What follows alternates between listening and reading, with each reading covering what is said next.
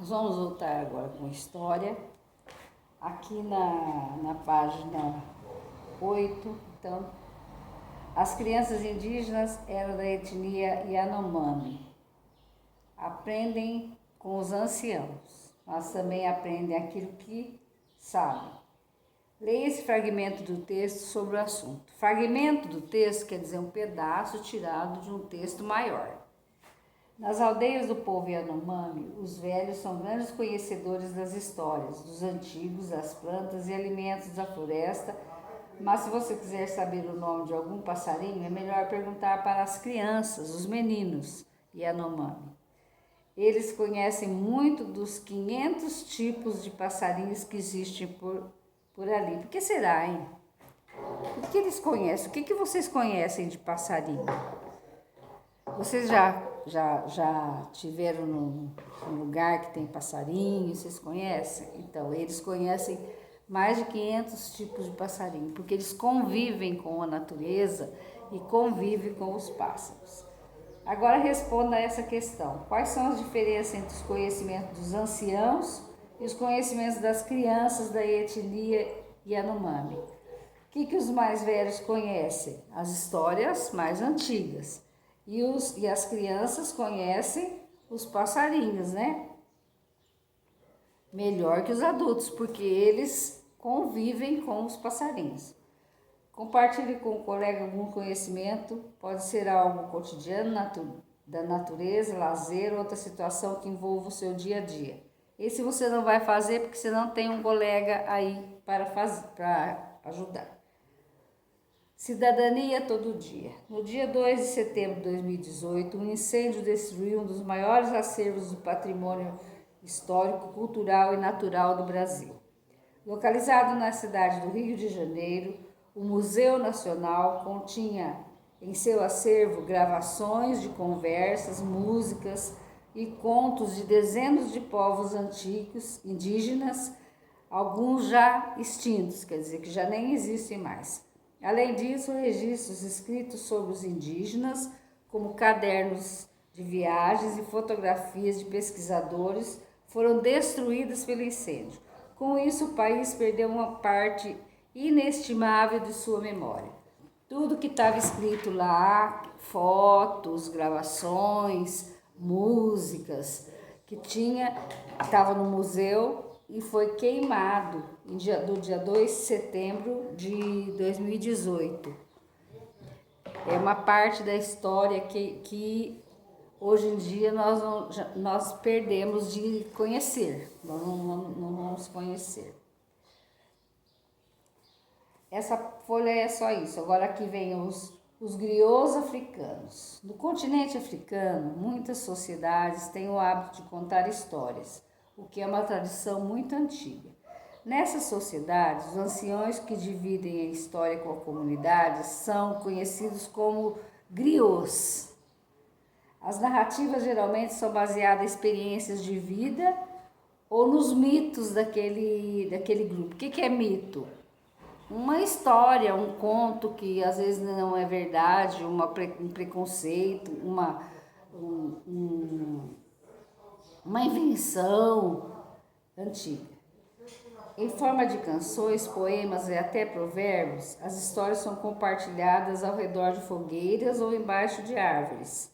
Por meio dessas contações, os griots explicam os fenômenos da natureza, como o dia e a noite, a origem das estrelas, do sol, da lua, as chuvas, os ventos, a vida e a morte. Então eles explicam da maneira deles o que é o vento, o que é o sol, como foi criada a natureza, o que das estrelas. Cada um eles têm uma história para contar. Essas histórias são repassadas para as novas gerações que continuam contá-las para filhos, netos e bisnetos, dando continuidade à tradição. Quando muitos africanos foram trazidos à força para trabalhar como escravizados no Brasil, trouxeram consigo suas tradições, suas crenças e seus saberes. Dessa maneira, graças à tradição oral, parte da sua cultura pode ser preservada, apesar das dificuldades enfrentadas por esse povo. Em território brasileiro, muitas dessas práticas foram transformadas, mesclando-se com outras culturas. O jongo, por exemplo, é uma manifestação da cultura afro-brasileira. No jongo, há elementos de poesia, música e dança. Antigamente, os mais idosos participavam das rodas de dança e apenas eles conheciam a linguagem secreta cantada pelos jongueiros, que misturava palavras da língua portuguesa e da língua quimbundo, originária da região da Angola.